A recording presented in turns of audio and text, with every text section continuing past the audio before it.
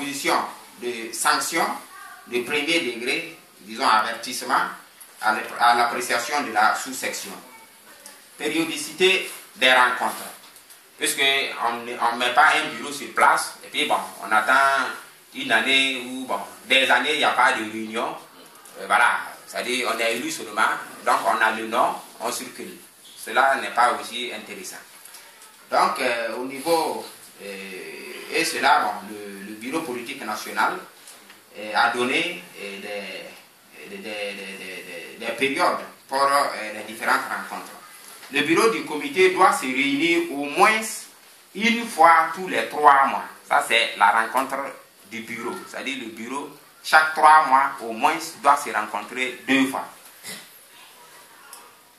En session ordinaire, chaque fois qu'il y a besoin. C'est-à-dire, s'il n'y a pas de problème, c'est-à-dire chaque 2 fois, chaque 3 mois. Mais s'il y a nécessité, on peut se réunir 3, 4, même 5 fois dans le même mois, s'il y a vraiment nécessité. Alors, il se réunit en session extraordinaire, c'est-à-dire s'il y a besoin. L'Assemblée générale du comité doit se réunir une fois tous les 6 mois.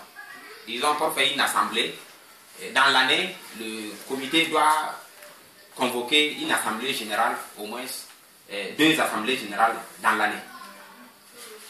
Ça, c'est le rôle, disons, la périodicité pour les rencontres du comité. Il peut se réunir en session extraordinaire en cas de besoin. Si également il y a nécessité, c'est-à-dire l'assemblée peut être convoquée à plus de 2 fois. Donc ça, c'est la directive concernant l'organisation d'un comité. Donc, et c'est ce que nous allons mettre sur place aujourd'hui.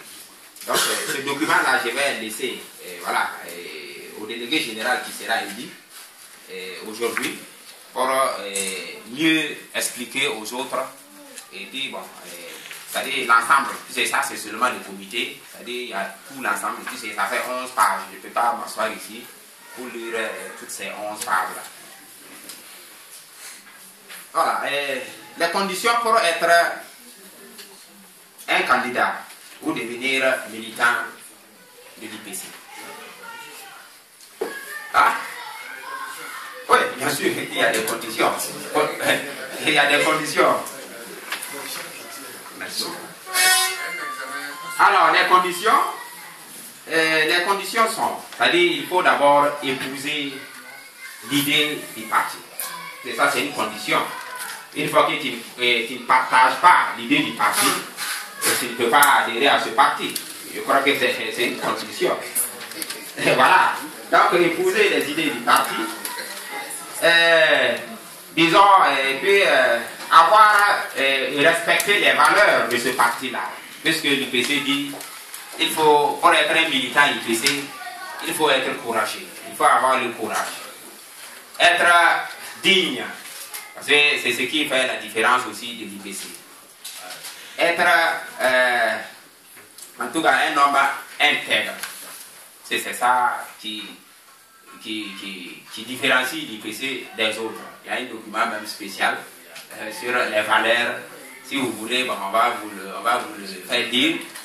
Voilà, pour mieux comprendre les valeurs de ce parti-là. Et pour être militant bon, d'un parti, il faut s'acquérir du droit d'inscription. Puisque, alors, le parti, il y a des cartes de membres. Donc, l'adhésion à ce parti-là, ça fait 5 €. Et la contribution annuelle, ça fait 10 €. Alors, cela, c'est pour permettre au parti de mener ses activités et, en tout cas, de pouvoir arriver aux objectifs qu'il s'est fixés, à savoir arriver à la victoire finale. Et on ne peut pas arriver à une victoire sans, en tout cas, des moyens.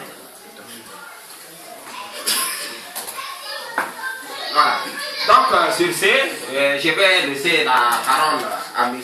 Kiedé, qui est à ma droite, qui va vous parler brièvement du parti et du projet de ce parti-là. Merci. Ah, okay. fait